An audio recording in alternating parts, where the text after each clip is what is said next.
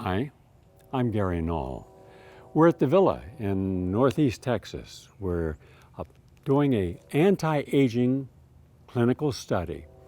We did the first one back in October, November, 60 days here and then 30 days at people's homes where they could see, can I follow the program, the protocols, and continue to improve. In fact, we have people back who have found enormous improvement after they finished the study. They've stuck with the protocol. So now we have that part answered. Yes, you can continue to improve and get healthy as long as you continue to stick with your protocols. Then we have another group of people who are doing this exact same protocol from their home. They're getting all the same juices and supplements and lectures, reading materials. And my hope is that we'll be able to also say, yes, they too were able to have the same quality results. This is also validating the first study. That's the gold standard in science. If you can duplicate something, 67% more or less of all studies cannot be duplicated, which means there's something wrong with the study or its design or implementation. Now, normally, I would do a series of lectures, which I do every day, and we film them and we stream them for people to watch who are in the study. I'm going to do something a little different because I've noticed that when people watch a film, let's say Overcoming the Dark Side, which is almost 2.5 hours long, or Love, which is almost 3 hours long, or Overcoming Heart Disease or Overcoming Cancer, which are also long, by the time they're finished and you ask them, what did you learn? They can only pick up a few ideas, but they don't remember everything. And so it's like, if I ask you, do you remember the most remarkable moments in your life? You could cite off a lot of things that were remarkable, both positive and negative. But 95% of them will be forgotten. Now, if we really meditated, we could remember them. And how many times have you come across something that happened in your past and it comes right there. So to increase our cognition, to increase our memory, to increase our awareness, and most importantly, to increase the ability to take information and then apply it, then I think we should do it completely differently. No long lectures, no long films. In fact, we're only watching 15 minutes of a film. Now, this is a book I wrote called Living in the Moment. It's out of print. But what I'm going to do is I'm going to read a short piece of this. And after I read a short piece, I'm going to ask you who are here, give me your feedback. Does it relate to you? If so, how? If not, okay. And then we'll have a little discussion. And because we can't mic everyone up, I will repeat what you're saying, all right? So let's just begin here. And again, this is short meditations, short reflections. But then if we think about it and talk about it, the more we talk about something, the more it becomes a story that we're beginning to fill in. We fill it in so we become familiar with it. It's more intimate and personal. It's your story. It's your experience. But if you never talk about things and you don't find a reason to think about them, then they're lost. All right, here's what this is. And I'm starting on a page here. The greatest generation and their boomer children. It is my belief that today's senior citizens, the members of the greatest generation, are the new lost generation. They are the last of America's vanguard to have found meaning and purpose in the preservation and substance of the nuclear family and their communities and the nation. Before the arrival of boomer culture, preserving the health of these social units had always been a hallmark of American society. For the boomers' parents' generations, meaning mine and your parents, community defined a person's character. The greatest generation prided itself in what it had gained and what could be shared with others.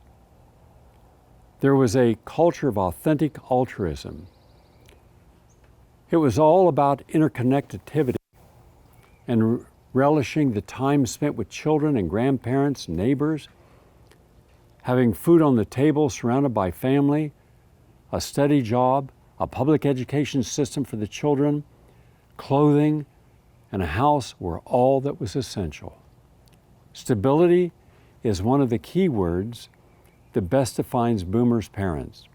One important area where they observed a pragmatic sense of stability was in the way they understood money and handled their finances.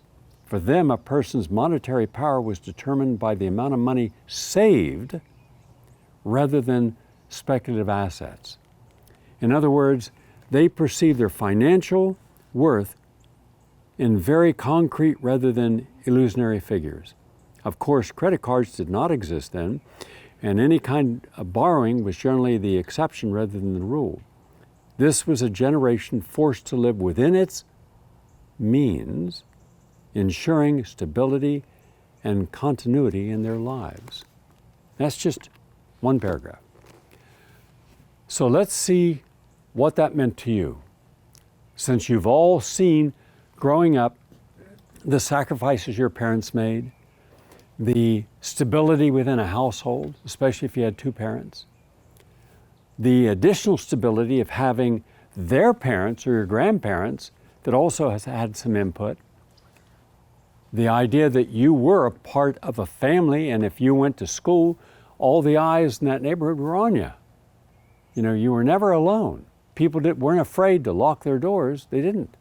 Or cars. And you could go out at night and walk anywhere in most neighborhoods because you weren't afraid, because there was a sense of community. There was a sense of pride in doing something and doing it right. We had what was known as character development. You were judged by the quality of your character. A handshake or your word was a bond, and it was considered sacred. As a result, your stability and your insight came from others wanting to be a part of your system of growth. So it wasn't just the teachers in school, it was everybody was informing you of what it was to do something right. Because if you did something wrong, you embarrassed everyone. You know, if you acted out in school, not only did the coach get on your case and the principal, by the time you got home, nobody was happy with your behavior and there was a consequence. Today, there's no consequence. So you have to kind of juxtapose what it's like today when a student could go in and sexually expose themselves to a teacher and nothing happens to the student. And if the teacher is angry and says something, the mother comes in and wants to beat the hell out of the teacher, or files a Chapter 9. Now the teacher is under investigation, could lose their job. If a kid wants to smack a teacher, nothing happens. Curse, nothing happens. Not do homework and expect an A, nothing happens. None of that existed. None of the degradation and deplorable behavior that is so rampant everywhere now, in every school in America. None of that was allowed because you went to school to learn. When you came home, someone had worked hard to make sure you had a roof over your head and food on the table and clothes on your back. You were part of a community. With 95% of Americans today, that's all gone. Doesn't exist. So that has to impact you, and also think of all the seniors who are now still alive in their 80s and 90s, who were there during the Great Depression, suffered 16 years of privations with the Great Depression and the Second World War, where you didn't have money. You would. My mother, was one of those Rosie the Riveters, and worked in a factory and got ration books. Would get gasoline with rations and food with rations. So they planted gardens in the backyard. Everyone on every block had a garden. So just imagine what it's like to go in just 2 generations from a sense of stability, care, character, morality, ethics, manners, and then you jump to where we are today, where now one of the callers on my show today called in and said, now when young people get on buses, the seniors are expected to get up and give them their seat. When I was young and you were young, you got up. You didn't have to be told because you had respect for elders. There's no respect for elders today. They're considered so old and so worthless. Ageism is a rampant social phenomenon. It's a pathology of our psyche. So now, how does this relate to you? I want to hear you. Give me your feedback now. Yes, Bruce. There's tremendous validity in what you were saying. I remember my grandparents and my parents. My parents were the greatest generation. My grandparents were immigrants. And both my parents, my father worked 2 jobs. My mother went to work when we were in 1st grade. And my grandparents basically took care of us when we were young. So there was tremendous sacrifice. They were willing to make sacrifice for the greater good. So that was the we generation versus the me generation, which were the baby boomers essentially. And also another thing about my parents is they had honesty and integrity. My parents never cheated on their taxes, they never cheated in their relationship, and they did try to show us good values. My parents never drank, smoked, did anything bad in that respect. And they expected us to follow in their path. So their values are very strong, and they did believe in quality, I think. That was one of the big aspects of our lives, is to achieve academically, and my parents wanted us to really excel in school.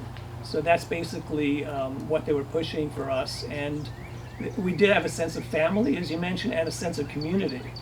I grew up in a neighborhood in the Bronx, and I knew many of the adults in the neighborhood. There was a sense of community. It was relatively homogeneous, but it was a safe place. And my parents were frugal, not stingy. They were very generous, but frugal, and they never borrowed money throughout their lives, never borrowed money. So exactly what you were saying, I think there's tremendous validity to. Go ahead, your turn. I remember growing up, and well, when we were little, living in Manhattan, all the kids would come out and we'd be playing together, ring-a-levio, hide and seek.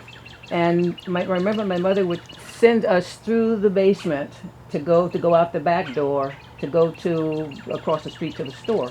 And I'd be by myself. I may have been 8 years old, going across the street, and you didn't have to worry. Today, you wouldn't dare go through the basement. Both doors were open.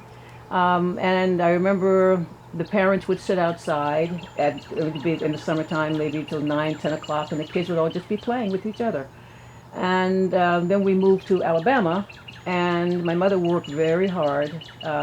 My father, they've separated, so it was 4 of us.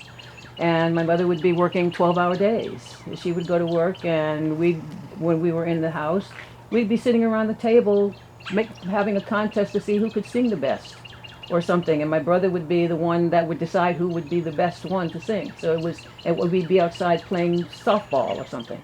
But it was a community, and everybody knew everybody. The parents knew, and the other parents could chastise you as well. And after school, everybody would walk home together. But and at Thanksgiving, everybody would get together. But it was real community, and I do miss that. And now the generation after the paternal, my aunt and uncle, after they passed, this new generation, everybody's separated, and everybody's gone their own way at holiday times, except the immediate family. Every immediate family went their own way before my aunt lived in a brownstone, and everybody, all the sisters and brothers, and there were 18 sisters and brothers with children, and we would all be in that house, on the floor, different floors, celebrating together. So, and today, living in Manhattan, I do see the older people getting up to give these children the seat. And I even said maybe a month ago, there were 2 little girls sitting in the front of the bus on the opposite side, where the seats go sideways, facing each other.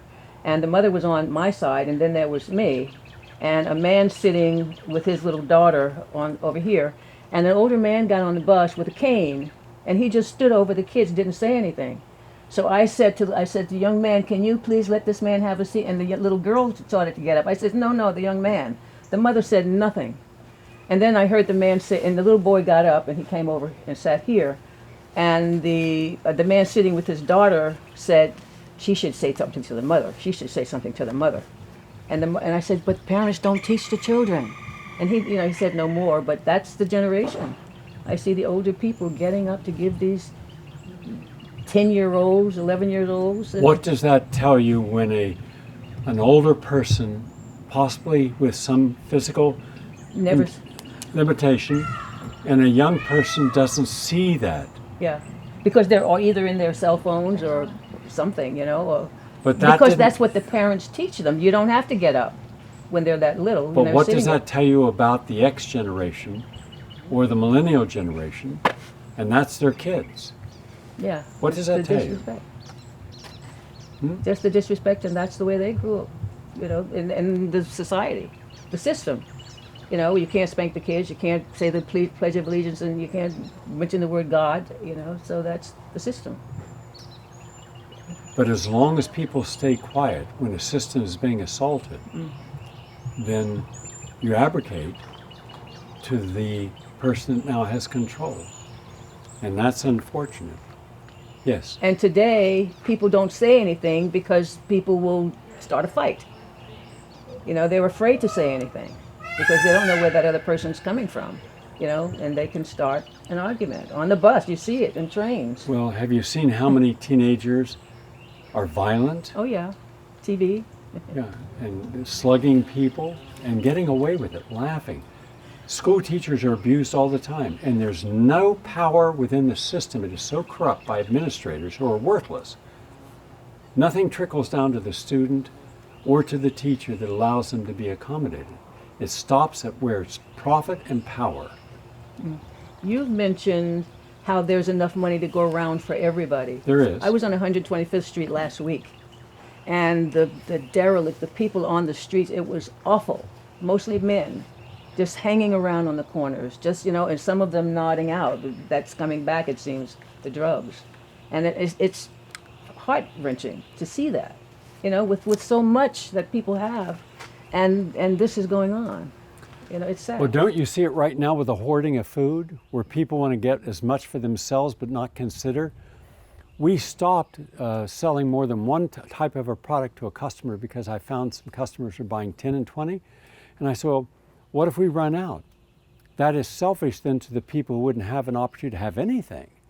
When I was growing up, when all of you were growing up, when Bruce's parents were, as he said, never had to borrow money. And I didn't know many people who would borrow money. Because then people would say, why did you have to borrow money? What did you buy you couldn't afford? What are you doing that you shouldn't have done? How could you do something differently? Everything was repurposed. All the clothes I was wearing were from my older brother, and that's how I learned how to sew. And my younger brother got my stuff. Everything was repurposed. When we would have everyone having a backyard, and we didn't have big backyards, and most backyards are 20 by 40, right? 40 feet by 20. But it'd be loaded with vegetables, and you would share that. Everyone on a block would share something. So if you had peaches and someone had cherries, now you both had peaches and cherries. If someone was growing eggplant, someone tomatoes, everybody had eggplant and tomatoes. So we all cared. We go to the church generally for a cover dish dinner. Remember cover dish dinners? You can't do cover dish dinners today. Health won't allow you. You can't have a lemonade stand. Health departments won't allow it. With all the crap that I see being served that no one should eat, a kid wanting to go out and make some lemonade isn't the worst thing that could happen to society. But then that's where your bureaucracy comes in, and the bureaucracy says, we know what should go into your body and what shouldn't. You should have vaccines and they should be mandated. We haven't tested them the right way. We've never done a placebo-controlled study using a saline salt solution against a vaccine. We use one vaccine against another, an adjuvant like mercury against another. It's all fraudulent, but you can't challenge it because we control every department. We will put you on an enemies list. If you protest genetically engineered foods, you're on an environmental enemies list, like you're a domestic terrorist. We've lost our freedoms because we lost our courage to stand up and speak out. Now that's unfortunate. When a school teacher is assaulted by students physically, abused verbally, and where people come in, and this is true, I've spoken with teachers who are a friend of mine, and sexually expose themselves. If any adult did that, they would be in jail. But suddenly a teenager does it, and it's okay. Where you sit there and you're bored with the class, you don't have to even take a class, and you have to be passed. The whole system is doing that, passing functionally illiterate children. You know it, I know it. I think we have a school teacher here, don't we? You. Am I correct or not? 100% Huh? correct. You passed the exam. Yeah, it's a floating standard. You take a student with an A and a student with an F. You can't have Fs anymore because the parents will come in there and say, what's wrong with you? My kid's brilliant, beautiful, and something's wrong with you. And now you have to give that student a C or B. And then those who didn't earn an A now get an A so that your whole district looks better. So you teach to the test, not to critical thinking, right? You're forced to.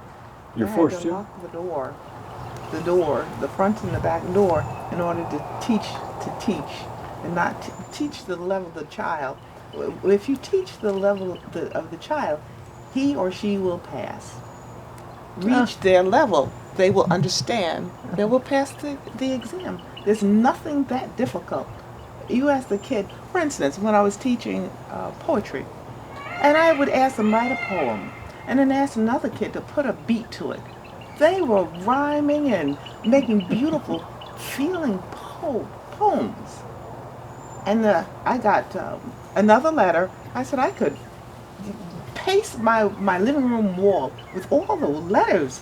Miss Stewart is teaching this, and she's not supposed to be teaching that way. I wasn't doing what the district wanted. I couldn't close the door, and I would tell the kid, it's terrible. Lock the door, you stand on a chair. If the principal comes down the hall, give me a signal, and we'll all open the book. My kids learned how to read because they love science. So I pulled out some old science books. They would work after school with me, and I would teach them how to read through science. They asked, how did I teach the children who had language shortcomings, problems? They gave me the problem kids, ESL, English language learners, they called people who didn't, English wasn't their first language. I taught them English because they love science. And I said, if you teach a child the things that they're interested in, the things that they love, they'll learn the language. And my kids were passing tests. And they had one teacher threatened to have me lose my license because she said, her kids are passing the exam. And they've only been here a year or 2 years. And now they're passing spelling tests because they can spell. And I said, this is crazy. So you were being punished for having students that were smarter and excelling because of the originality of how you were teaching. Do you remember when we all went to school? If you acted out, you were punished. And you were looked upon by everyone in your community. What's wrong with that kid? And that was the benefit of having a larger community around you. You had people to guide you. Because all of us at different times make mistakes. But now, everything is a mistake. Every single thing I see in life is a mistake. I see doctors who are more interested in making money off protocols like for cancer or heart disease or diabetes or mental health, rather than seeing are the results of these protocols actually helping the patient. Because I believe that you should be rewarded for your results, not for your effort. So if every patient dies, if every doctor in America caused the death of every single patient, not a single one would lose a night's sleep nor a dollar income from it. That's how corrupt our system is. We have illiterates going to Harvard and graduating from Harvard and all these other universities. It's all fraud. Harvard's in business to make money. They have the most expensive endowments. They have enough money that they could pay the tuition of every single student, but they won't, because that's not their ultimate end goal. So when you break everything down on the spectrum that we talked about, and you saw where on the spectrum are we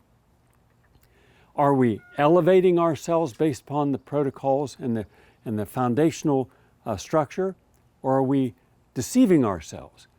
So the very first thing you learn when you're starting anything at all, at the very beginning of your curve, right, this spectrum, what is the ultimate purpose? If I'm going to work for a Wall Street firm, is it because I want to strengthen the American economy, I want to have more jobs here, I want better quality material that once was the envy of the world, what we did here, made here, so people had a living wage, not a minimum wage, where they only had to have one person in the family work, and the other person took care of the family, which is itself is a whole career. Raising children, making meals, cleaning the house, walking the dog, doing all the chores. That's a full-time job and should be recognized and respected for what it is. And yet now, both parents have to work frequently 2 jobs because they're being exploited by minimum wage. And then advertising, where you're forced to agree that your whole life is based on what you can consume and how much.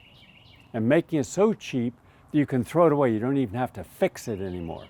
Buy it, use it, obsolescence, throw it away. That wasn't the case because during the Great Depression they had cooperatives. So people would go around in these cooperatives and find lamps and radios, and they would fix them and then sell them at some reduced price. It gave them income. It gave them a sense of purpose. They repurposed their lives from what it had been before. We don't have any of that today. So if you don't tell someone what to do and how to do it, they will not volunteer, with the exception of a small percentage. So not only are we not engaged as you were suggesting, and you suggested, the family is important. Learn from the family, learn the remarkable things you can do, and learn also what not to do. Before you start a journey, ask yourself, what is the purpose of this journey? So if you say, I'm going to go from school to Wall Street, why? Why? Why do you have to go to Harvard? What is so unique about it? Do they teach you better? No. Is there anyone smarter? No. Are they more likely to have a suicidal desire if they're 4-point student but not rich? So if all the students were 4-point, you would consider they'd be happy. They're not. They commit suicide, very high levels. Why? Because in the outside world, there's advantages some have, which is a differentiation. So if your father owns a hedge fund and yours is a barber, and you both are 4-point student, the barber's going to think, what chance do I have?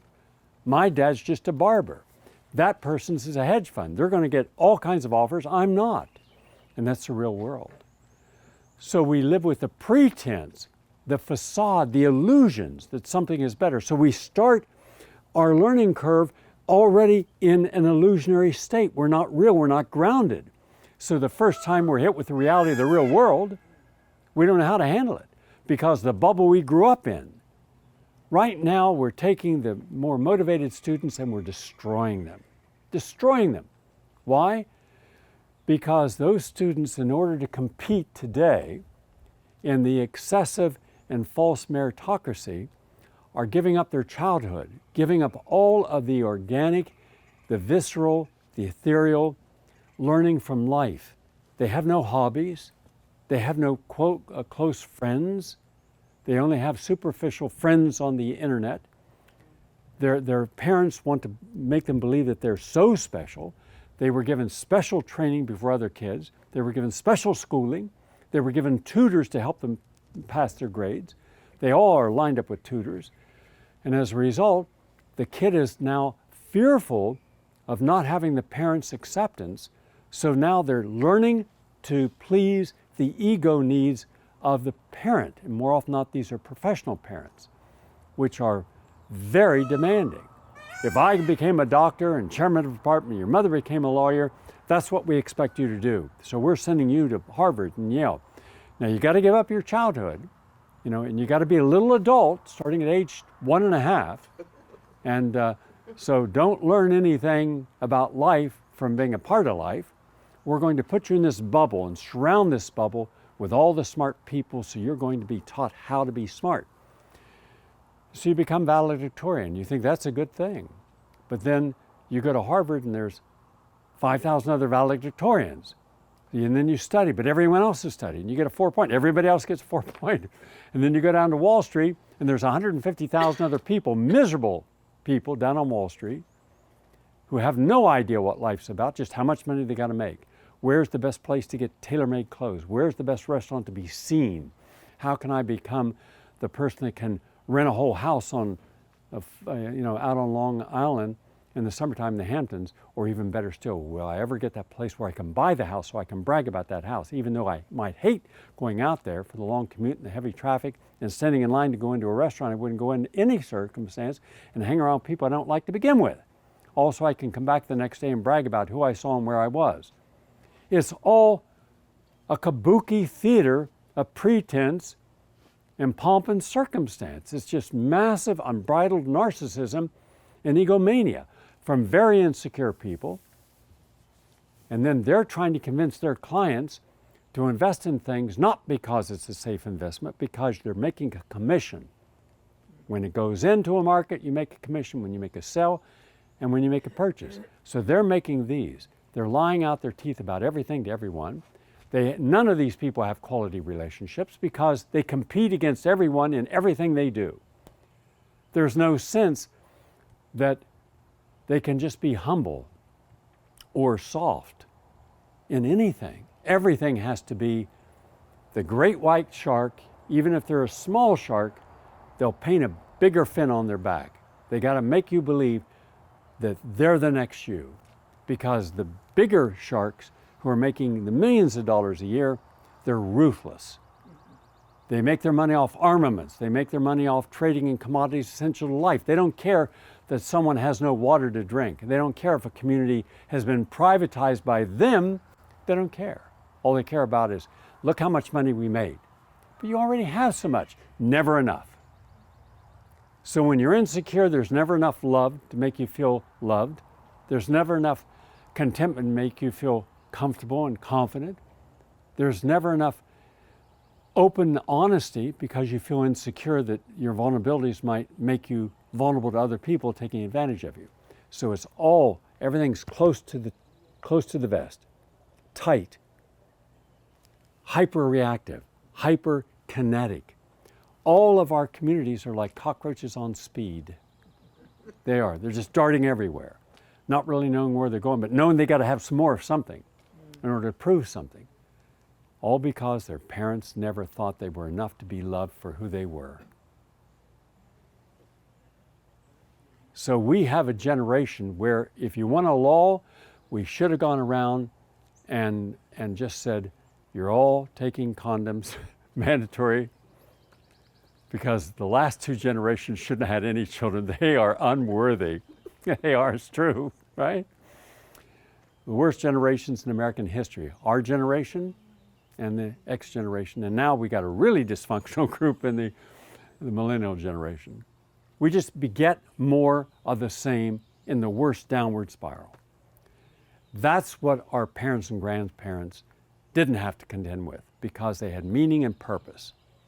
They didn't have to be rich, famous. In fact, most of the people where I grew up would have been embarrassed to show off something. So they had Buicks and Fords and Chevys, Rambler. But they wouldn't have had a Cadillac unless they were a little more unique and could have gotten away with it. Because people liked you because you were likable, not because of what you possessed. Today, nobody cares whether you're likable. They want to exploit something that you can do for them. What can you do for me? That's the idea. And so people actually carry this mantra forward. What can you do for me? And if you can't do anything, I want nothing to do with you. That is the big difference between our grandparents and parents. They cared about you. Many of them had very humble backgrounds, coming from different countries, where if you were arrogant, you wouldn't have a chance.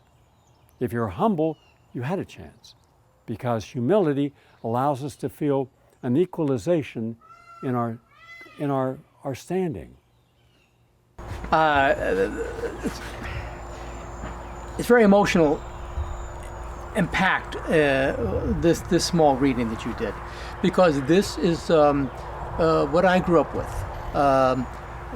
in a community, Italian community in the Santa Clara Valley, which is now, and I wanted to just to raise this above my family, which was a very tight-knit Italian community. Grandparents, when they got old and they were infirm, we took care of them. They either moved in or we were always at their house. Nobody had a lot of money, but we had enough money. We never borrowed. Sorry, this just gets me right in my gut, because I grew up in the Santa Clara Valley, which was a lot of communities, German communities, a lot of Italian communities, Mexican American communities, Spanish American communities, and they lived off the land. You could grow anything in the Santa Clara Valley. It was known as the Valley of Your Heart's Delight. Now, the Santa Clara Valley is the Silicon Valley. Can you imagine? Silicon, ersatz. I don't even know what it is, some kind of metal, whatever. You grow apricots and strawberries, and the prune capital of the world, the cannery capital of the world. People worked. Middle-class people worked really hard every day and made an honest living for food. And now there's nothing in the Santa Clara Valley. There's no more apricots, there's no more prunes, there's no more tomatoes, there's no more canneries. Now I go back there and it breaks my heart, because I see greed on steroids. I know that there are some families left. I know, because when I go back, I visit my friends. But what I was given was a sense of morals and a sense of honesty and a sense of work ethic and a sense of taking care of other people who didn't have as much as we had. My grandmother always had an extra seat at the table. And we go, Grandma, there's no one, so you never know who will need it. You'll never know who may need to have dinner. That always broke my heart, because we didn't have a lot. It breaks my heart to see what has happened to a vital community of hardworking people, and now the greed has taken over like crazy. So what you have written in this first part of your book is a real honest, heartfelt way that my generation grew up. I'm not saying we're perfect, we're not.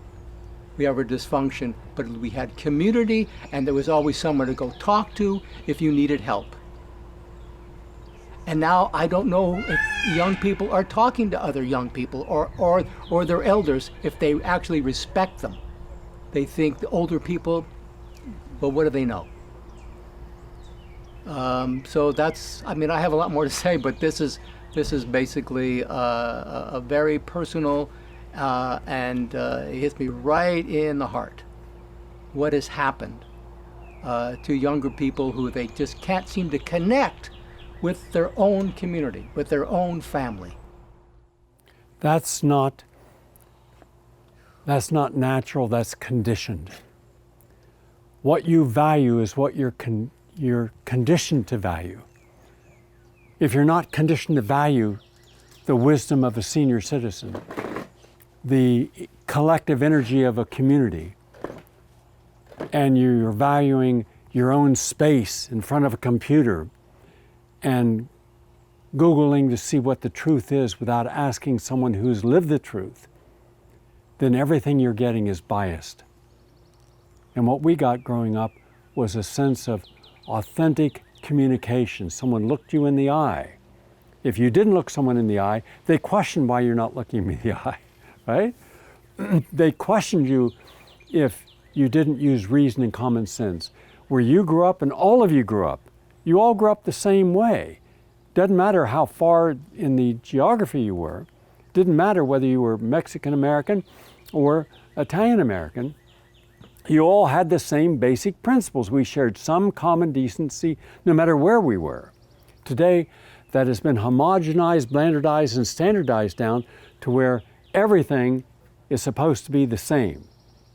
So one size is supposed to fit all today. And so if someone says, I don't trust anybody over 30, then everybody gets the idea, well, forget people over 30. You know, and then I don't need to listen to this in order to be educated. I can find out anything in the world that might have taken you years of scholarship. I can find it out in 3 minutes on Google. What have you learned? When you read a book and you only read a couple paragraphs because that's all the attention span the average young person has. Ask them how many of these books would they read. And this is a small book. I write 700 and 1,200 and 1,600 page books because older people are not afraid to immerse themselves in something where they really want to learn. Young people, many of them will never read another book from the time they graduate from college, the rest of their life, because they think they don't have to. It's all on the internet. Well, what happens when the internet breaks down? What happens when something goes bad? What happens when the internet is controlled by people who want to control the message you get? Facebook, Google, Twitter, all are censoring anything that does not align with their ideology and politics. Well, what's the purpose of something that we've taken the democracy, you've taken the dialogue, you've taken the debate, you've taken the open discourse that we should have in a civil way away from any discussion forums? So all we have are platforms that tell us what to think, what not to think, what to eat, what not to eat. They're trying to micro-control everything in our lives, and the average person's going along with it. As if, well, they must know better than I do. I'm not grown in Silicon Valley. What do you want to bet? You take Elon Musk and any of these other people, Elon Musk, and say, how long could you survive anywhere, and what could you do outside of having everyone else put up the money to make you rich? They couldn't survive 5 minutes in the real world. None of these people from Wall Street. I've counseled some of the most powerful, rich people in the world. They're really troubled people. Deeply troubled. They're insecure, they're lonely. And one guy even told me he has 56,000 employees, and yet he's completely alone because people either need him or they fear him, and he has no real friends. And he came to that realization one day. He said, after all my homes and cars and yachts and employees and everything, I'm alone. I'm a lonely person, he said. And as a result, his loneliness and intermittent bouts of depression, all of which are hidden from the public, because he has to put on the veneer of being dynamic and in charge, because we don't like vulnerable men. Right? It scares us. So now we have all these hyper-masculine men and women. And they say, well, allow the female. Which female are you talking about? Whitman, that kind of female? Margaret Thatcher, that kind of female? Hillary Clinton, that kind of female? I can name you the 5 top leaders of the military-industrial complex are all women. That's the kind of woman you want? That kind of person? Hard, cold, insensitive, mercenary, and absolutely ruthless? No, it's not about gender that we need. We need civility, morality, ethics, and spirituality. We need someone who is not engaged in the politics. Because if you want someone based upon their gender, they're going to give the people from that gender everything they need and no one else. Boy, you open up a bad door when you're opening up identity politics. It's rotten to the core. And that's what's going on today. Your quality as a human being to present something that helps all people and does not exclude, does not discriminate, does not segregate, that is based upon the needs of, real needs and authentic needs of people, that person, they couldn't get elected garbage collector today. That's how fermented our conscious awareness is today. All right? So does that make sense? Yeah. Okay. So that's all come from one paragraph. That's it for today. See?